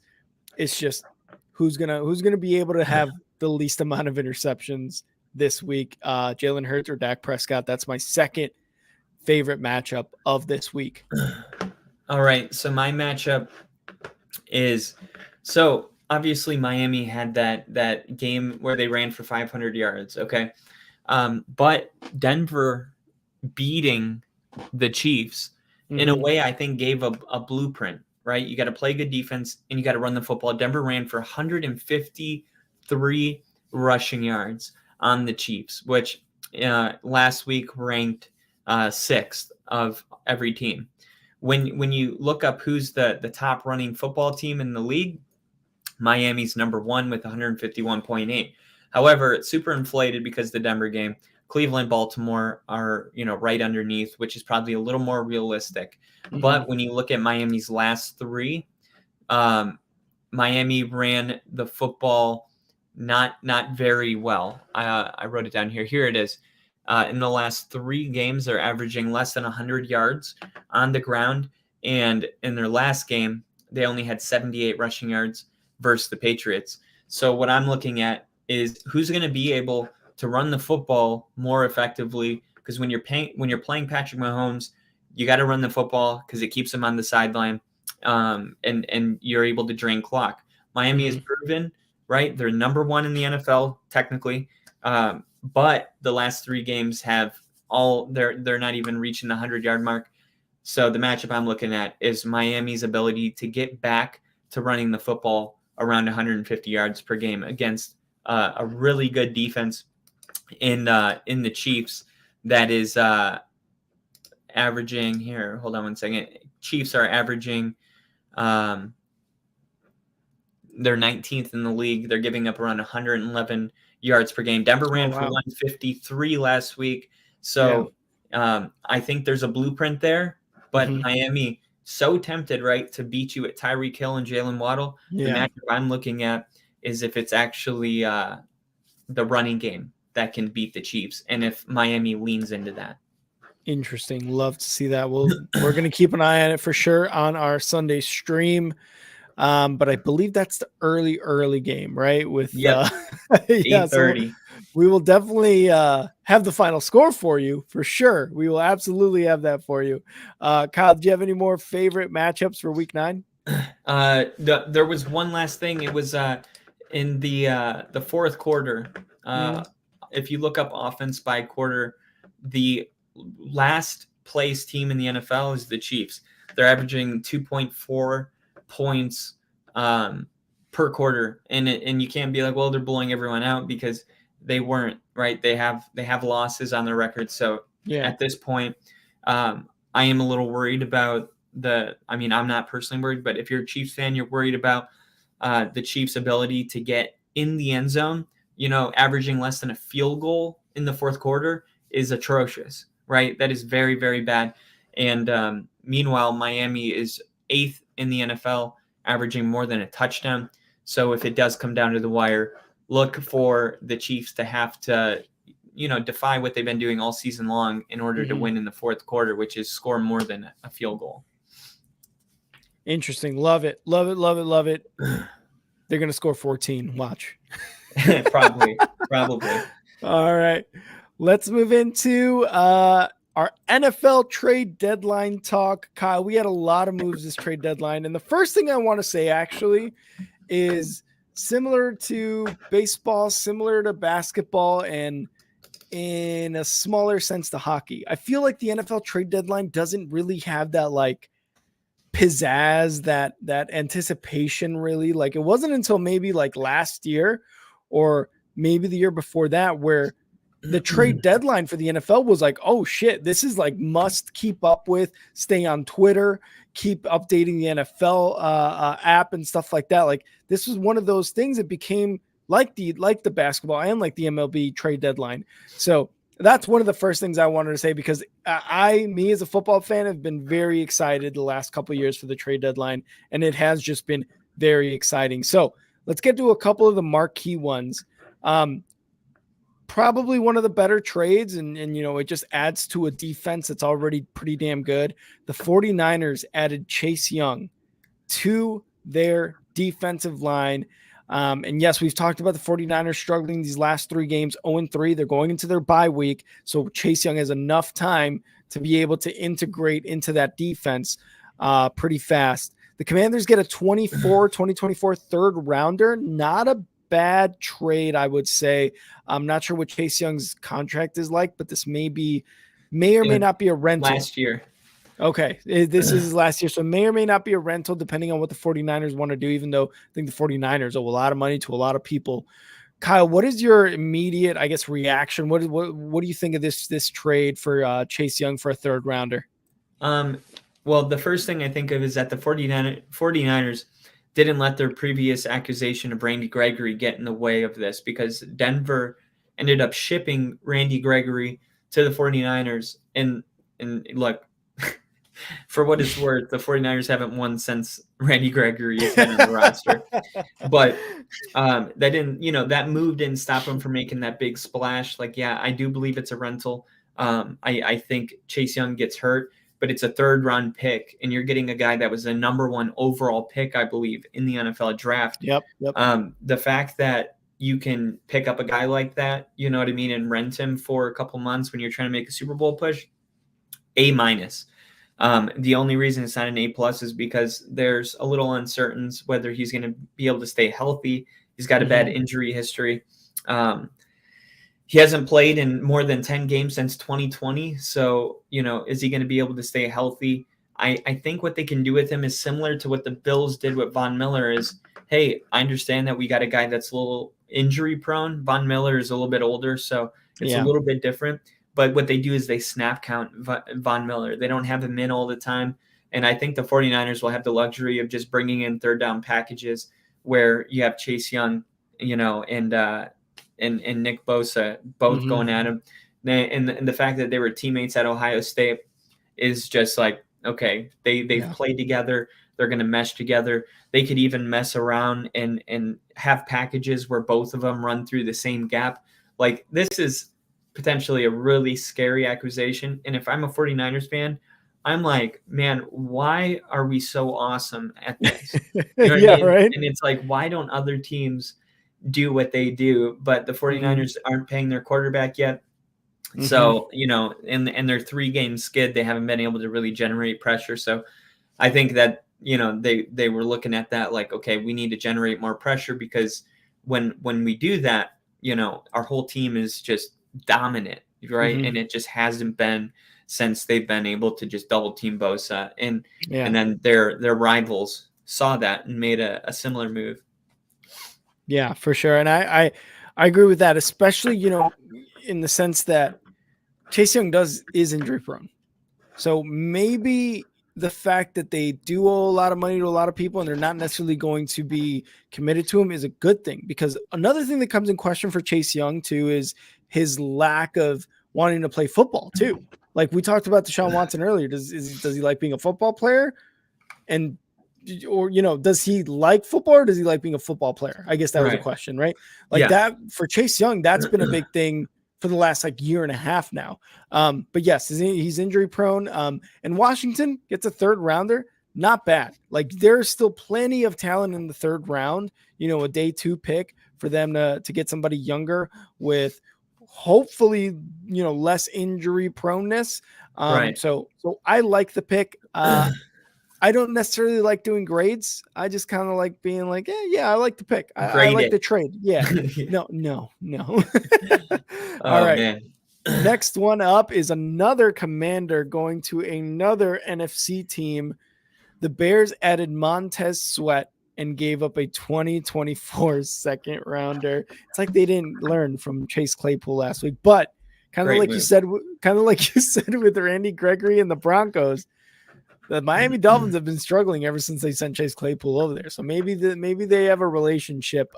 Montez Sweat, obviously a much better playmaker off the edge than anybody the Bears have right now. And the Commanders may get a relatively early 2nd round pick. So Commanders, I think, get an extra pick in the 2024 draft in the 2nd round and the 3rd round. So I like the pick for I like the trade for the Commanders. The Bears, unless they sign him to an extension, this was probably another bad trade. No, I think this is a great trade. In matter of fact, I think the Commanders, the only reason they're making this trade has to do with money. When you really look at it, for a 3rd round pick, there's nobody. I mean, maybe 0.1% chance of you drafting somebody as impactful as Montez Sweat with that 3rd round pick. Yeah. So to me, this is awesome for the Bears. They have a need.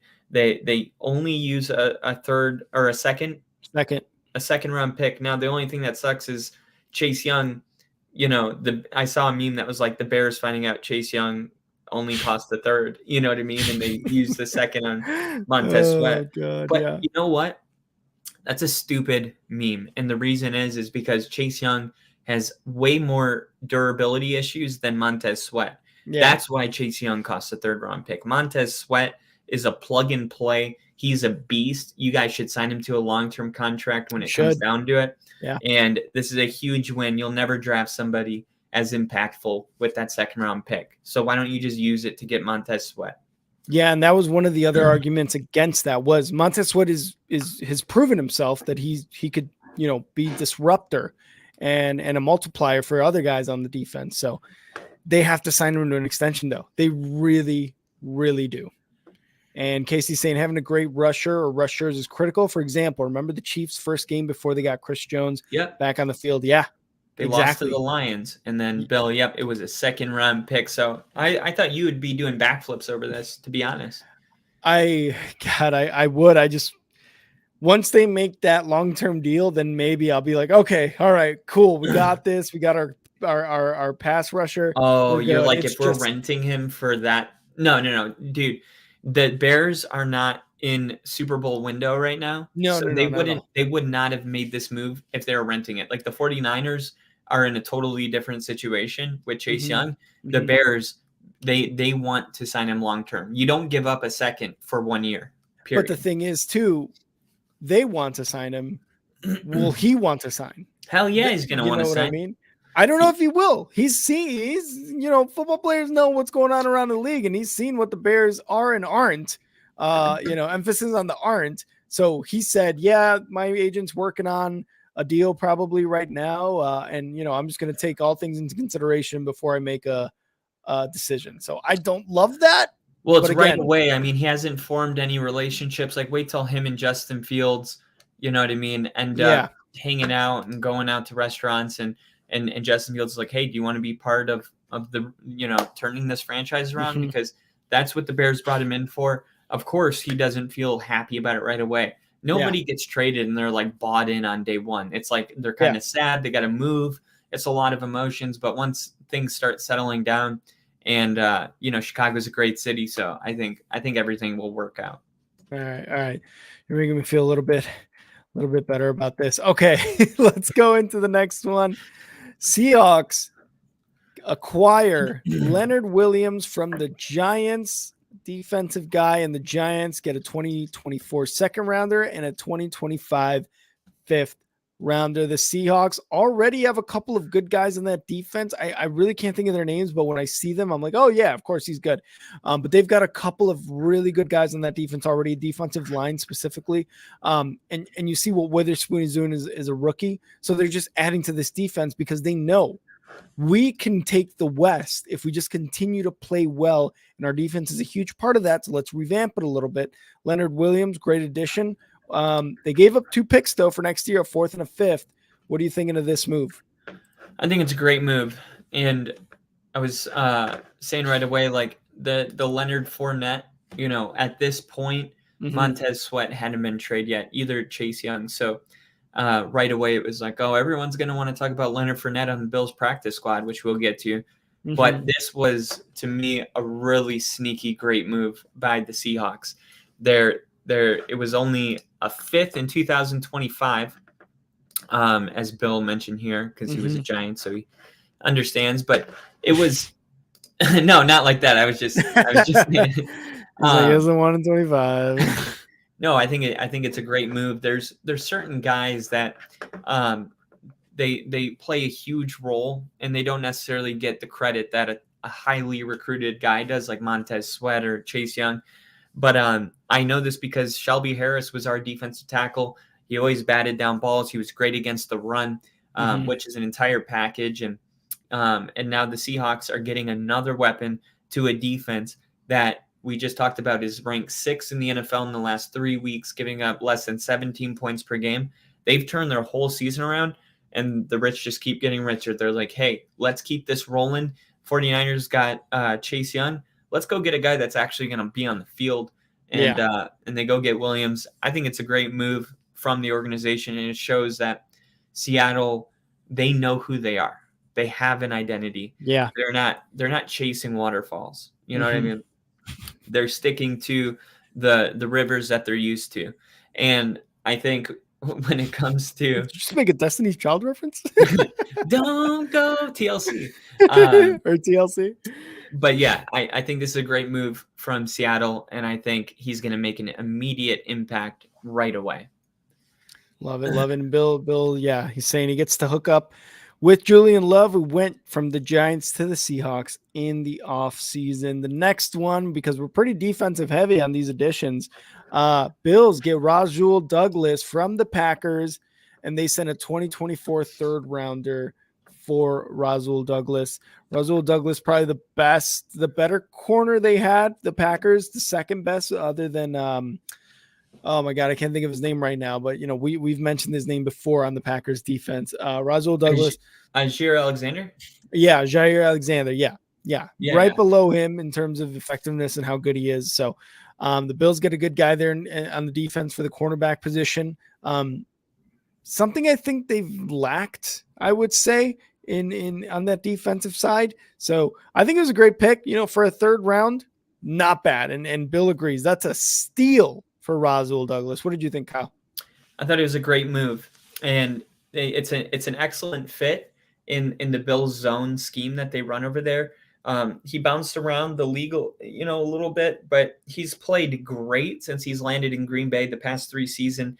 He's generated 10 picks, including 2 pick sixes, 32 passes defended, 36 games for the Packers. I mean, he's obviously a really good player that's going to come in and make immediate impact. And to think that you gave up a 5th round draft pick, because it's easy to get a shutdown corner. They got Jair Alexander.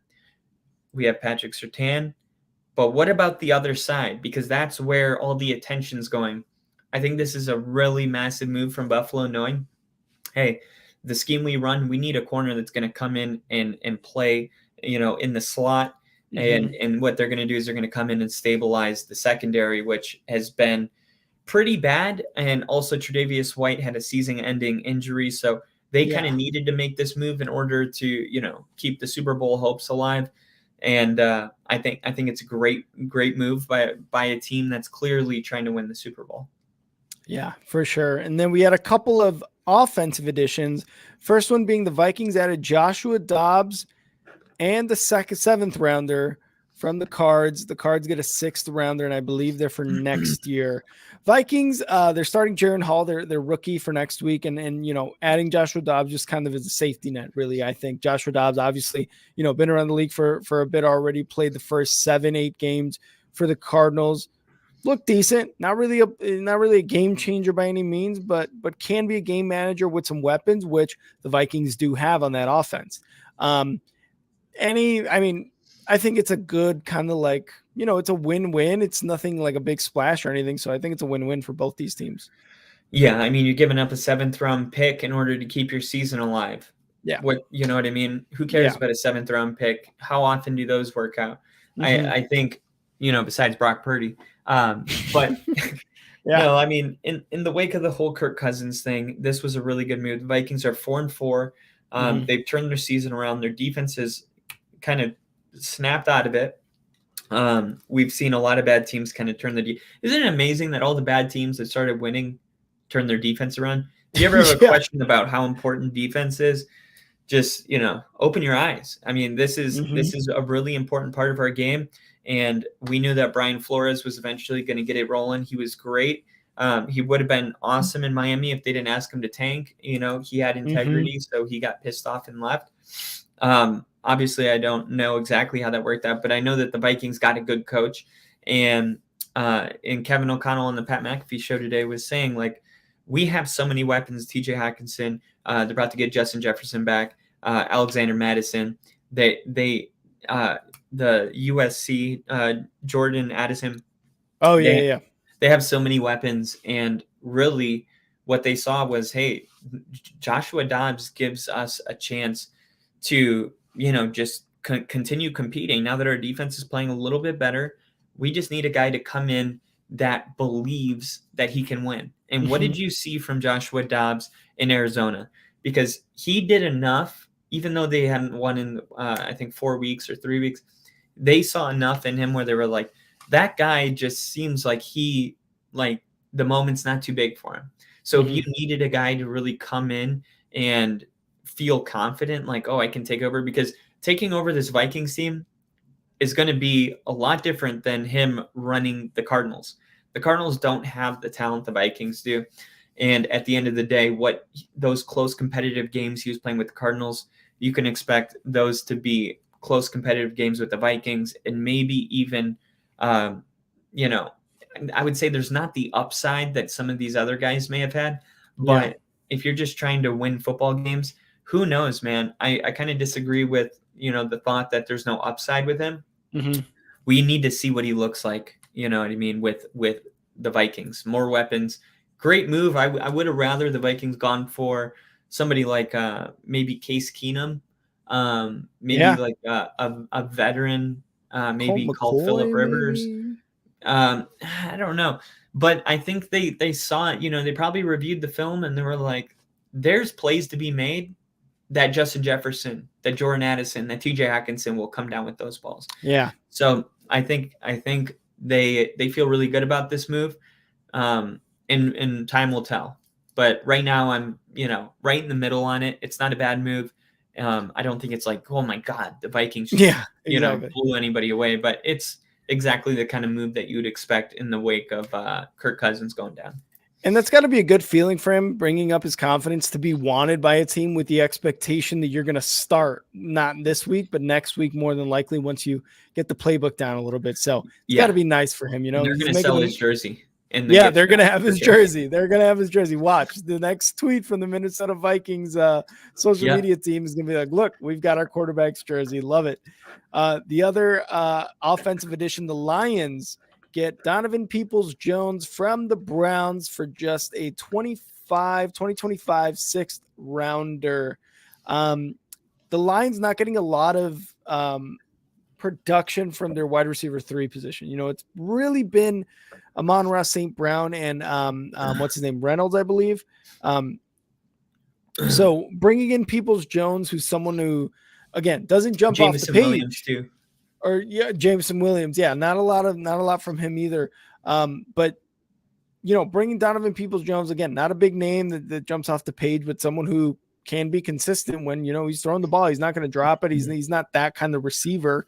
And for a 6th rounder, I believe that's what I said, a 6th rounder in 2025, not bad. Because the Lions, again, another team that needs to add to their depth because they're definitely going to try to make a run. They're going to win the NFC North. It's just that they need that depth and they need that production from the 3rd, 4th, 5th level guys. Yeah, the Browns drafted Peoples-Jones in the 6th round in 2020. So technically, they just walked away from the money and got a higher pick. This is one of those win-win trades. I mean, like you said, they haven't been getting consistent play from anybody that's not Amon-Ra St. Brown. And when you look at Donovan Peoples-Jones, he's 6'2". So he has the ability to kind of stretch the field and be that big target downfield, which in turn is going to help, Josh Reynolds and Jameson Williams, who's struggling to produce consistently since returning from suspension. So I do think that this is one of those trades where it's like everybody kind of wins. And, we'll wait and see if he makes an impact right away or if this is just a depth type thing. But I'm pretty sure if the Lions are making this move, it's because they're 6-2 and they're, thinking that, hey, we need one more target downfield. All right, Kyle, do you have any other trade deadline things you want to talk about before we move on? Katavius Street, the Falcons received Katavius Street from the Philadelphia Eagles. They gave the Eagles a 2024 6th round pick, and they received Katavius Street in a 7th round pick. He's a defensive lineman. So Grady Jarrett's season-ending ACL injury was the reason that they added to the defensive line. So, the Philadelphia Eagles are so deep, you know what I mean, that they could probably afford. I mean, they have so many people because of the depth that would be starting on most rosters, but because they're playing for the Eagles, they end up being, backup or 3rd-string players. So I think this is a big win for Atlanta, giving a 7th round pick to somebody that's been in a culture of winning, somebody that's been around, these rookies that are going to win, Rookie of the Year. And, when you bring in a winner, now it sucks for him as a person, right? Because he's like, oh, we were about to win the Super Bowl and now I'm a fucking Falcon. But hopefully he has a good attitude about it and he can bring winning culture to Atlanta. That's all I got. All right. Well, that was our trade deadline talk, and now let's move into Kyle. Let's move into the little finisher, the little chives with the Joker. The Joker. Okay. My chives today. Hold on. Do I have it up on here? Maybe the chives. There they are. Hey. Right. Today's chives is the about the Buffalo Bills and the Cincinnati Bengals. So, did you know that during this whole entire year, Buffalo is ranked first in fourth quarter points per game? Not only are they first, San Francisco is second with 8. Buffalo has over 10. They're at 10.4. That checks, yeah. So, should this game come down to the wire, right? Cincinnati averaging 5.3 points per game in the fourth quarter, right? Because we're getting to the part of the year where these stats actually mean something because it's been a sample size, of 9 weeks now. There's no team better in the NFL in the fourth quarter than Buffalo this year. So if Cincinnati takes a lead going into the fourth quarter at home, it's actually not over. That's my check. Love it. I love it. And that is something that we've brought up recently too. Like, wow, the Bills don't score until the fourth quarter, or this in the fourth quarter. Like, where's the offense? That's huge in a game like this. So yeah, great chives there, Kyle. And real quick, I just want to say thank you to everyone who tuned in today. The Grossi Posse, Tom Grossi, again, thank you for rating us for this third time, I believe. We appreciate all of it. And if you didn't mean to do it a third time, still, thank you. We really do appreciate it. We're a growing channel, and the more, the more people we get here to stay with us, it's just great for us. And again, we extend our thanks to not only the people who subscribed and follow and listen and share, but also to Tom Grossi, who we're going to do the same thing once we get up there and on his level for sure. So thank you again, everybody who tuned in. And always, you can follow me at @andnowrick on Twitter. Kyle, where can they follow you on Twitter? You can follow me at FTBLONLYPODCAST. Thank you for everybody that followed today. I'll follow back. What a great day of streaming. And it was all because of you, Bill. Thank you for making it all possible. Thank you for telling Tom Grossi to rate us. It's really cool to watch this channel grow because of the people that actually love this channel. So thank you. Yeah. So big ups to Bill. Thank you so much for that super chat up there. So Bill KC, we also had Lil Engine. I think we had Angel, we had Josh, we had a bunch of newcomers. We had Tyler here at one point. Thank you guys so much for being in the chat, for chatting with us, for sticking around for our streams. Thank you. Just thank you. We're almost at 500. I think we're at like 406 or something like that. And honestly, that we were 150 away. We're less than 100 away now to 500. So it's just a great feeling. But thank you guys so much. And again, thank you for tuning in. We will be back on Sunday to stream week 9 for the NFL. Kyle, I'll see you then. Kyle, hopefully you feel better, man. Hopefully you feel better. Get some of that NyQuil in you. I hope so. Every time I take NyQuil, though, it's like my body just feels so bad the next day. Yeah. You know what I mean? So it keeps me from taking it, but it also keeps my immune system strong. That's true. I don't really take medicine, but if it comes down to it, I will. So thank you. I hope I do feel better. Make sure you sleep for 16 hours. Yeah, I'll try. All right. Well, we'll see y'all on Sunday. Kyle, as always, man, it's been fun, and I'll see you on Sunday. Hell yeah. See you.